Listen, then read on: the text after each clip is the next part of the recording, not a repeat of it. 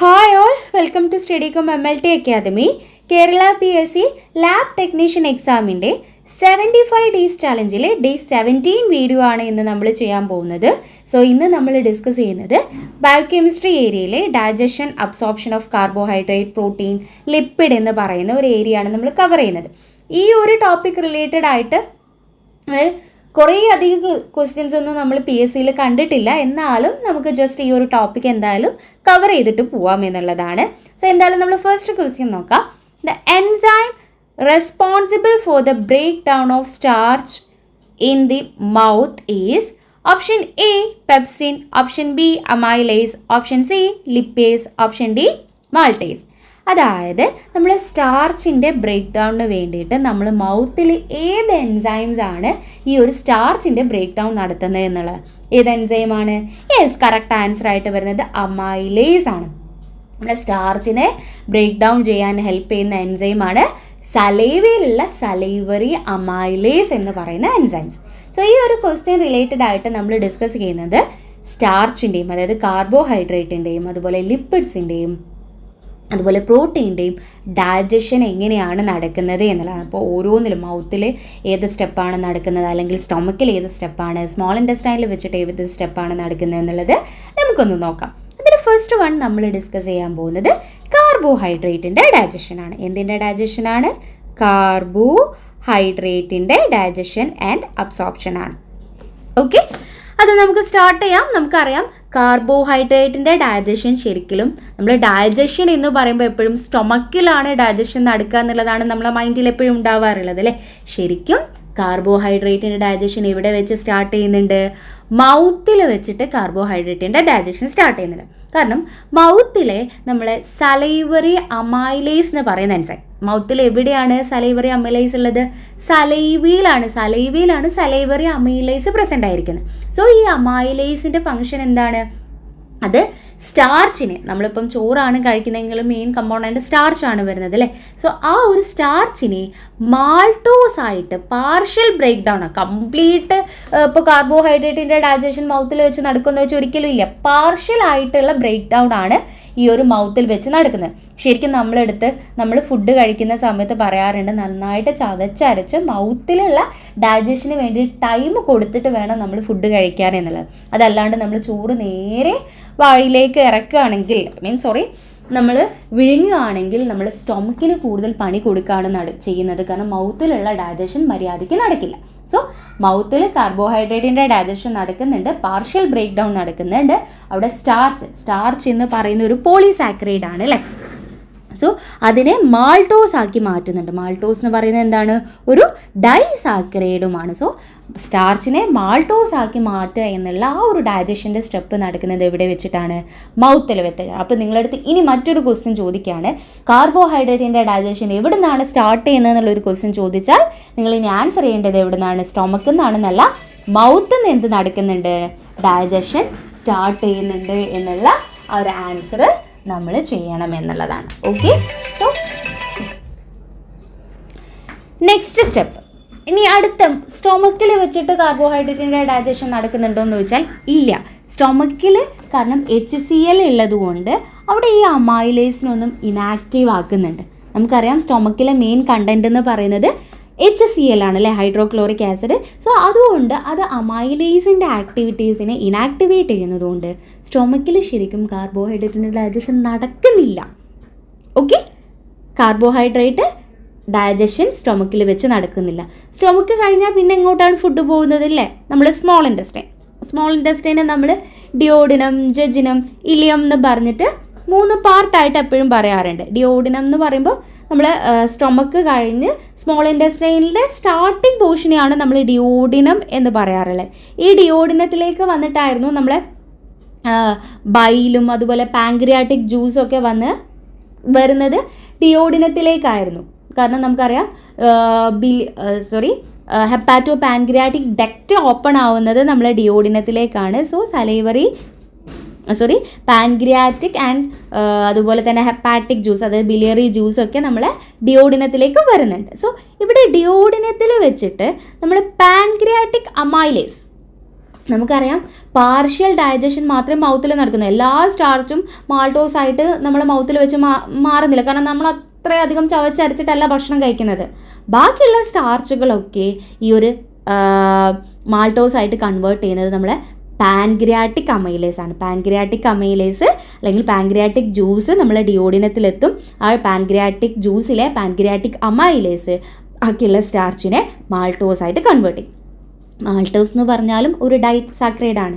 So disaccharide ശരിക്കും നമ്മളുടെ absorption നടക്കുന്നില്ല. കാരണം ഡൈസാക്രൈഡ് വീണ്ടും മോണോസാക്രൈഡ് ആയിട്ട് സ്മോളർ യൂണിറ്റ് ആയിട്ട് മാറിയതിന് ശേഷം മാത്രമാണ് നമ്മുടെ ബോഡിയിലേക്ക് അബ്സോർബ് ചെയ്യുന്നത്. സോ മാൾട്ടോസ് എന്ന് പറയുന്ന ഒരു ഡൈസാക്രൈഡ് ആണ്. സോ ഇതേപോലെയുള്ള ഡൈസാക്രൈഡ്സിനെ, അതായത് മാൾട്ടോസിനെ, സൂക്രോസിനെ, ലാക്ടോസിനൊക്കെ വീണ്ടും മോണോസാക്രൈഡ് ആക്കി മാറ്റേണ്ടതായിട്ടുണ്ട്. അത് നമ്മൾ ചെയ്യുന്നത് നമ്മൾ ഇൻഡസ്റ്റൈനൽ ബ്രഷ് ബോർഡേഴ്സിൽ വെച്ചിട്ടാണ് നടക്കുന്നത്.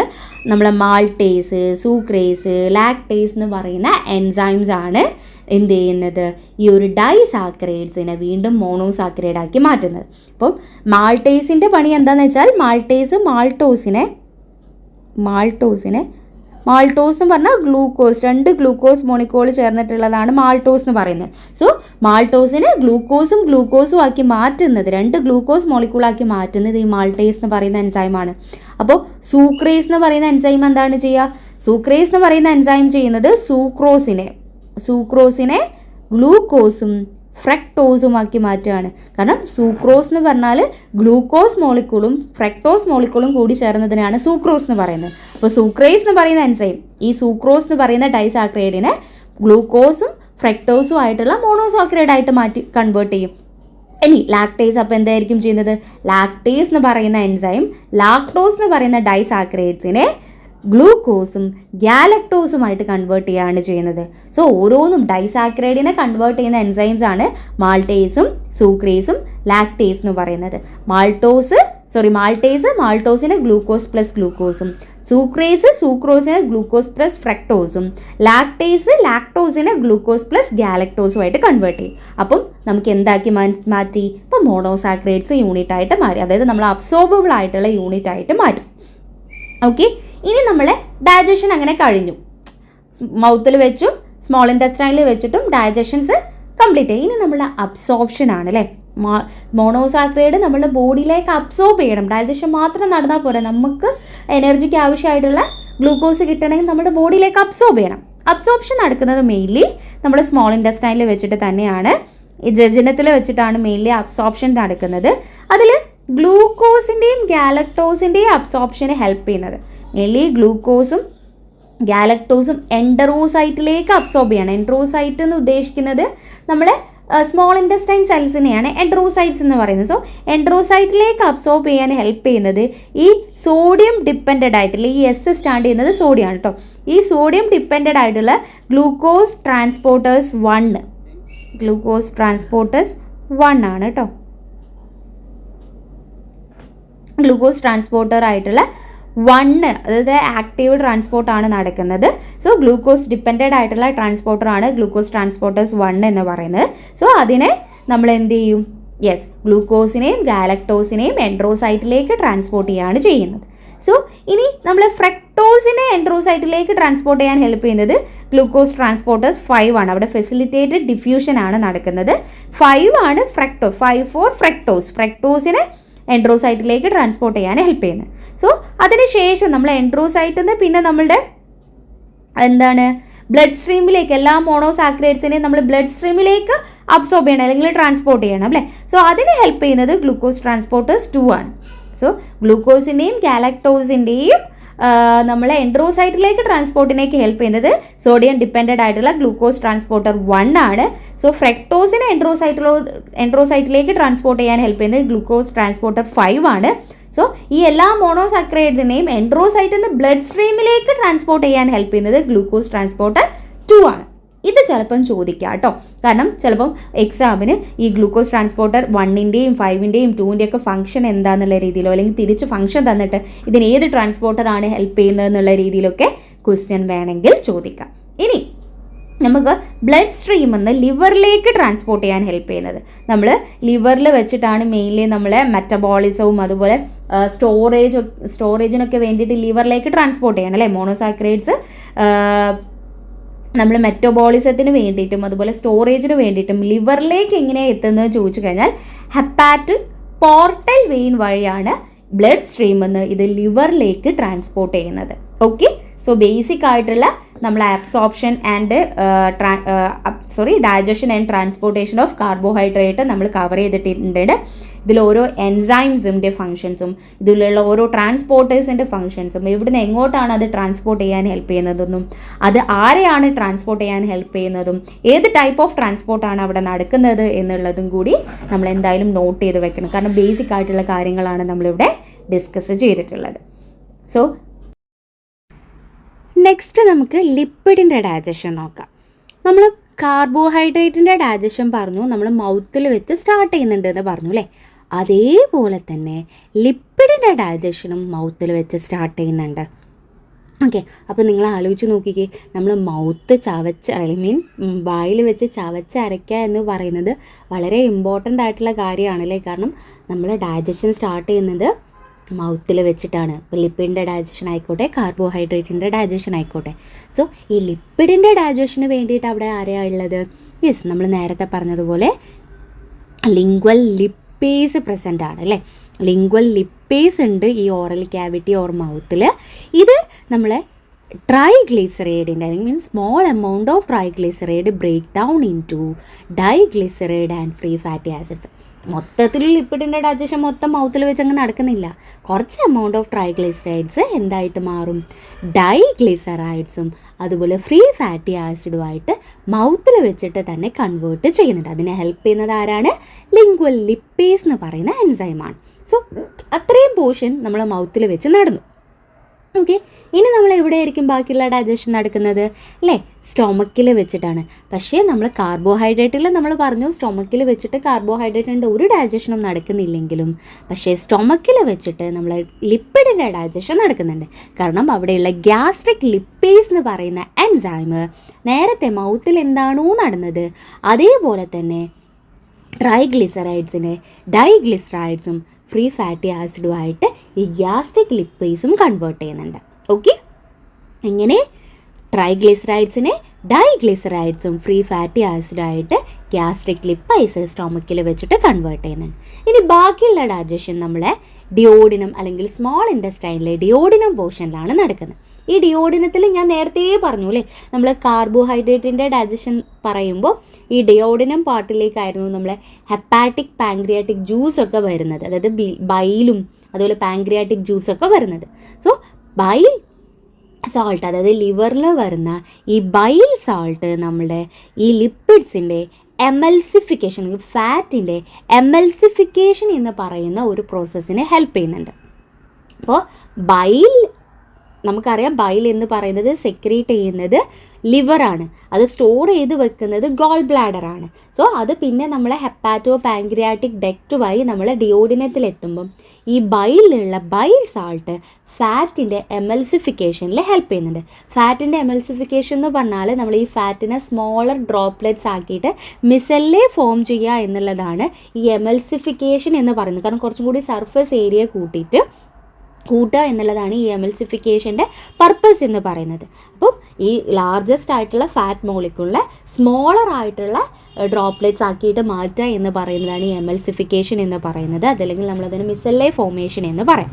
സോ അതിൻ്റെ ഫംഗ്ഷൻ എന്താണ്? എൻസൈംസിനെ ആക്ട് ചെയ്യാൻ വേണ്ടിയിട്ട് സർഫസ് ഏരിയ കൂട്ടുക എന്നുള്ളതാണ് ഇതിൻ്റെ പർപ്പസ് എന്ന് പറയുന്നത്. സോ ആ ഒരു എമൽസിഫിക്കേഷൻ ഹെൽപ്പ് ചെയ്യുന്നത് ആരാണ്? ലിവർ പ്രൊഡ്യൂസ് ചെയ്യുന്ന ബൈലുള്ള ബൈൽ സാൾട്ടാണ് എമൽസിഫിക്കേഷനെ ഹെൽപ്പ് ചെയ്യുന്നത്. ഓക്കെ, അപ്പോൾ ആ ഒരു സ്റ്റെപ്പ് നടക്കുന്നത് ഇവിടെ വെച്ചിട്ടായിരിക്കും, അപ്പം ഡിയോഡിനത്തിൽ വെച്ചിട്ടായിരിക്കും. നെക്സ്റ്റ് ഇതേപോലെ നമ്മൾ പാൻക്രിയാറ്റിക് ജ്യൂസും നമ്മൾ ഡിയോഡിനത്തിലേക്ക് വരുന്നുണ്ട്. സോ പാൻക്രിയാറ്റിക് ജ്യൂസിലെ പാൻക്രിയാറ്റിക് ലിപ്പേസ് എന്ന് പറയുന്ന എൻസൈം ഈ ട്രൈഗ്ലിസറൈഡ്സിനെ മോണോഗ്ലിസറൈഡ്സും ഫ്രീ ഫാറ്റി ആസിഡ്സുമായിട്ട് കൺവേർട്ട് ചെയ്യുന്നുണ്ട്. നമ്മൾ ലിംഗ്വൽ ലിപ്പേസിൻ്റെ ഫംഗ്ഷൻ പറഞ്ഞു, ഗ്യാസ്ട്രിക് ലിപ്പേസിൻ്റെ ഫംഗ്ഷൻ പറഞ്ഞു. ഇനി ഡിയോഡിനത്തിൽ വെച്ചിട്ട് നമ്മൾ പാൻക്രിയാറ്റിക് ലിപ്പേസ് എന്താ ചെയ്യുന്നത്? ട്രൈഗ്ലിസറൈഡ്സിനെ മോണോഗ്ലിസറൈഡ്സും ഫാറ്റി ആസിഡ്സുമായിട്ട് കൺവേർട്ട് ചെയ്യുന്നുണ്ട്. പിന്നെ നമ്മളെ കോലിപ്പീസും ഇതിനെ അസിസ്റ്റ് ചെയ്യുന്നുണ്ട് എന്നുള്ളതും കൂടി നോട്ട് ചെയ്ത് വെക്കുക. അതും പാൻക്രിയാസ് എന്ന് വരുന്നതാണ് കേട്ടോ. ഓക്കെ, അങ്ങനെ ഡൈജഷൻ എന്നുള്ളത് കംപ്ലീറ്റ് ആയി. എങ്ങനെ ഡൈജഷൻ എന്നുള്ളത് കംപ്ലീറ്റ് ആയി. ഇനി നെക്സ്റ്റ് അബ്സോർപ്ഷനിലേക്കാണ് നമ്മൾ പോകുന്നത്. അബ്സോർപ്ഷൻ എന്ന് പറയുമ്പോൾ മെയിൻലി നമ്മൾ സ്മോൾ ഇൻറ്റെസ്റ്റൈനിൽ തന്നെയാണ് അബ്സോർപ്ഷൻ നടക്കുന്നത്. ഡിയോഡിനം വരെ ഡൈജഷനാണ് നടക്കുന്നതെങ്കിൽ അത് കഴിഞ്ഞുള്ള ജെജുനം ഇലിയം പാർട്ടിലാണ് മെയിൻലി അബ്സോർപ്ഷൻ എന്ന് പറയുന്ന സ്റ്റെപ്പ് നടക്കുന്നത്. അവിടെ എന്താ ചെയ്യുക എന്ന് പറയുന്നത്, ഫസ്റ്റ് നമ്മൾ മിസെല്ലേസ് ഉണ്ടാവില്ലേ, നമുക്കറിയാം ബൈൽ സാൾട്ട് വഴി നമ്മൾ ഫാറ്റിനെ നമ്മൾ സ്മോളർ ഡ്രോപ്പ്ലേറ്റ്സ് ആയിട്ട് മിസെല്ലേ ഫോം ചെയ്ത് എമൽസിഫിക്കേഷൻ എന്ന് പറയുന്ന സ്റ്റെപ്പ് നടന്നിട്ട് സ്മോൾ മിസെല്ലേസ് അല്ലെങ്കിൽ ഡ്രോപ്പ്ലെറ്റ്സ് ഫോം ചെയ്തിട്ടുണ്ടായിരുന്നു അല്ലേ. ഈ ഒരു മിസെല്ലേസ് അല്ലെങ്കിൽ ഫാറ്റി ആസിഡ്സും micelle formed by bile salt form ചെയ്ത മിസെല്ലേസ് അവിടെ എന്തായിട്ട് മാറുന്നുണ്ട്, പിന്നെ ഫാറ്റി ആസിഡ്സ് ആൻഡ് മോണോഗ്ലിസറൈഡ്സ് നമ്മളെ എൻഡ്രോസൈറ്റിലേക്ക് എൻ്റർ ചെയ്യുന്നുണ്ട്. എങ്ങനെ, നമുക്കറിയാം ഈ ഫ്രീ ഫാറ്റി ആസിഡ്സും മോണോഗ്ലിസറൈഡും ഫോം ചെയ്യുന്നുണ്ട് ഡൈജഷൻ വഴി. അത് നമ്മളെ എൻഡ്രോസൈറ്റിലെങ്കിൽ സ്മോൾ ഇൻറ്റെസ്റ്റൈൻസിലെ സെൽസിലേക്ക് ഡിഫ്യൂഷൻസ് വഴി എൻ്റർ ചെയ്യും. ഓക്കെ, ഈ ഒരു ഡിഫ്യൂഷൻ വഴി എൻ്റർ ചെയ്യുന്നുണ്ട്. അതേപോലെ തന്നെ ഈ ഫാറ്റി ആസിഡ്സ് എൻഡ്രോസൈറ്റിലേക്ക് ആക്റ്റീവ് ട്രാൻസ്പോർട്ട് വഴി with the help of fatty acid ട്രാൻസ്പോർട്ടേഴ്സിൻ്റെ ഹെൽപ്പ് വഴി എൻഡ്രോസൈറ്റിലേക്ക് എത്തുന്നുണ്ട്. മിസെല്ലേ ഫോർമേഷൻ വഴി നമ്മൾ ഡിഫ്യൂഷൻസ് വഴിയും എൻഡ്രോസൈറ്റിലേക്ക് എത്തുന്നുണ്ട്.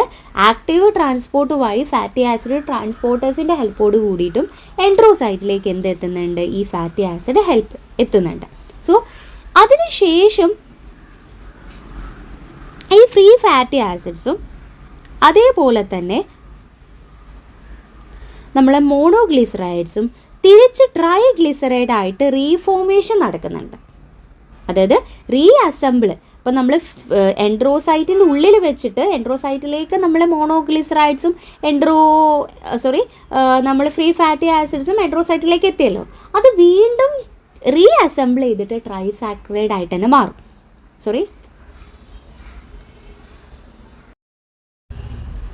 തിരിച്ച് ട്രൈഗ്ലിസറൈഡ് ആയിട്ട് മാറും. ട്രൈസാക്രൈഡ് അല്ല, ട്രൈഗ്ലിസറൈഡ് മാറിപ്പോയതാണ്. അതായത് ഒന്നും കൂടി പറയാം, നമ്മൾ ഡൈജഷൻ നടന്നതിന് ശേഷം പിന്നെ ഈ ഫ്രീ ഫാറ്റി ആസിഡ്സ് അതേപോലെ മോണോഗ്ലിസറൈഡ്സും ഈ ഡിഫ്യൂഷൻസ് വഴി എൻഡ്രോസൈറ്റിലേക്ക് എത്തും. അതേപോലെ തന്നെ ആക്റ്റീവ് ട്രാൻസ്പോർട്ടേഴ്സ് വഴിയും ഈ എൻഡ്രോസൈറ്റിലേക്ക് ഈ ഫ്രീ ഫാറ്റി ആസിഡ്സ് എത്തും. അതിനുശേഷം എൻഡ്രോസൈറ്റിൽ വെച്ചിട്ട് ഈ ഫ്രീ ഫാറ്റി ആസിഡ്സും മോണോഗ്ലിസറൈഡും തിരിച്ച് എന്തായിട്ട് തന്നെ മാറും, ട്രൈഗ്ലിസറൈഡ് ആയിട്ട് മാറും. ഈ ട്രൈഗ്ലിസറൈഡ്സ് പിന്നെ കൈലോമൈക്രോൺസ് ആയിട്ട് മാറും. ഈ കൈലോമൈക്രോൺസ് എന്ന് പറഞ്ഞാൽ ലിപ്പോ പ്രോട്ടീൻസ് ആണ്. ഈ triglycerides packed in to chylomicron for the transport in to the lymphatic system. നമ്മൾ ഈ ഒരു ട്രൈഗ്ലിസറൈഡ് പ്രോട്ടീനുമായിട്ട് ബൈൻഡ് ചെയ്ത്, പ്രോട്ടീൻ എന്ന് പറയുന്നത് ഈ പ്രോട്ടീനുമായിട്ട് ബൈൻഡ് ചെയ്തിട്ട് നമ്മൾ ലിംഫാറ്റിക് സിസ്റ്റത്തിലേക്ക് എൻ്റർ ചെയ്യും. ഈ ലിപ്പിഡ് പ്രോട്ടീനായിട്ട് ബൈൻഡ് ചെയ്യുന്നതിനെയാണ് നമ്മൾ കൈലോമൈക്രോൺസ് എന്ന് പറയുന്നത് കേട്ടോ. ഈ ട്രൈഗ്ലിസറൈഡ്സ് എന്തായിട്ട് പാക്ക് ചെയ്യും, പാക്ക്ഡ് ഇൻ ടു കൈലോമൈക്രോൺസ് എന്ന് പറഞ്ഞാൽ എന്താണ്, അതൊരു ലിപ്പോ പ്രോട്ടീൻസ് ആണ്, അല്ലെങ്കിൽ ലിപ്പിഡ് പ്രോട്ടീനായിട്ട് ബൈൻഡ് ചെയ്യുന്നതാണ് ഈ കൈലോമൈക്രോൺസ് എന്ന് പറയുന്നത്. സോ അത് എങ്ങോട്ട് ട്രാൻസ്പോർട്ട് ചെയ്യും, ലിംഫാറ്റിക് സിസ്റ്റത്തിലേക്ക് ട്രാൻസ്പോർട്ട് ചെയ്യും. സോ അത് പിന്നെ എങ്ങോട്ട് ട്രാൻസ്പോർട്ട് ചെയ്യും, ഫൈനലി നമ്മൾ ബ്ലഡ് സ്ട്രീമിലേക്ക് എൻ്റർ ചെയ്യുകയാണ് ചെയ്യുന്നത്. ഓക്കെ, സോ കൈലോമൈക്രോൺസ് എന്ന് പറയുന്നത് ഒരു ലിപ്പോ പ്രോട്ടീൻസ് ആണ്. ഈ ട്രൈഗ്ലിസറൈഡ് എന്തായിട്ട് പാക്ക് ചെയ്യാണ്, കൈലോമൈക്രോൺസ് ആയിട്ട് പാക്ക് ചെയ്യും. കൈലോമൈക്രോൺസ് ലിംഫാറ്റിക് സിസ്റ്റത്തിലേക്ക് എൻ്റർ ചെയ്യും. ലിംഫാറ്റിക് സിസ്റ്റത്തിൽ നിന്ന് പിന്നെ ഫൈനലി ബ്ലഡ് സ്ട്രീമിലേക്ക് എൻ്റർ ചെയ്യുകയാണ് ചെയ്യുന്നത്. സോ ഇത്രയാണ് നമ്മൾ ലിപ്പിഡിൻ്റെ ഡൈജഷൻ ആൻഡ് അബ്സോർപ്ഷനിൽ പറയാനുള്ളത്. ലാസ്റ്റ് നമ്മൾ നോക്കുന്നത് നമ്മുടെ പ്രോട്ടീൻ്റെ ഡൈജഷനാണ്. പ്രോട്ടീൻ്റെ ഡൈജഷൻ എന്ന് പറയുമ്പോൾ ശരിക്കും നമ്മൾ കാർബോഹൈഡ്രേറ്റ് ലിപ്പിഡ് പറഞ്ഞതുപോലെ മൗത്തിൽ നിന്ന് പ്രോട്ടീൻ്റെ ഡൈജഷൻ സ്റ്റാർട്ട് ചെയ്യുന്നില്ല, സ്റ്റൊമക്കിൽ നിന്നാണ് പ്രോട്ടീൻ്റെ ഡൈജഷൻ സ്റ്റാർട്ട് ചെയ്യുന്നത്. ഈ പ്രോട്ടീൻ്റെ ഡൈജഷന് ഹെൽപ്പ് ചെയ്യുന്ന നമുക്ക് ഫസ്റ്റ് പറയാനുള്ളത് പെപ്സിനെ കുറിച്ചാണ്, അല്ലെങ്കിൽ പെപ്സിൻ എന്ന് പറയുന്ന എൻസൈംസ് ആണ്. ഈ പെപ്സിന് ആക്ടിവേറ്റ് ചെയ്യുന്നത് പെപ്സിനോജൻ എന്നാണ്. ഈ പെപ്സിൻ ജനറേറ്റ് ചെയ്യുന്നത് വിത്ത് ദ ഹെൽപ്പ് ഓഫ് HCl ഹെൽപ്പോട് കൂടിയിട്ട് പെപ്സിനോജനെ ആക്ടിവേറ്റ് ചെയ്തിട്ട് അത് പെപ്സിനായിട്ട് മാറും. ഈ പെപ്സിൻ എന്താ ചെയ്യുകയെന്ന് വെച്ചാൽ പ്രോട്ടീനെ പെപ്റ്റൈഡ്സും പോളിപെപ്റ്റൈഡ്സും ആയിട്ട് കൺവേർട്ട് ചെയ്യുക എന്നുള്ളതാണ് ഈ പെപ്സിൻ്റെ ഫംഗ്ഷൻ. എന്തായിട്ട് കൺവേർട്ട് ചെയ്യും, പ്രോട്ടീൻസിനെ പെപ്റ്റൈഡ്സ് ആൻഡ് പോളിപെപ്റ്റൈഡ്സ് ആയിട്ട് കൺവേർട്ട് ചെയ്യും പെപ്സിൻ. പെപ്സിൻ എവിടെ നിന്നാണ് ഉണ്ടാവുന്നത്? പെപ്സിനോജൻ എന്നാണ്. അതിനെ ആക്ടിവേറ്റ് ചെയ്യുന്നത് ആരാണ്? HCl ആണ്. ഓക്കെ, അപ്പോൾ സ്റ്റൊമക്കിൽ വെച്ച് നടക്കുന്ന സ്റ്റെപ്പ് അതാണ്. പെപ്സിൻ എന്ത് ചെയ്യും? പ്രോട്ടീൻസിനെ പെപ്റ്റൈഡും പോളിപെപ്റ്റൈഡ്സും ആയിട്ട് കൺവേർട്ട് ചെയ്യാൻ. പിന്നെ ബാക്കിയുള്ള സ്റ്റെപ്പ് നടക്കുന്നത് സ്മോൾ ഇൻറ്റസ്റ്റൈനിലാണ്. സ്മോൾ ഇൻറ്റസ്റ്റൈനിൽ ഡിയോഡിനത്തിൽ വെച്ചിട്ടാണ്.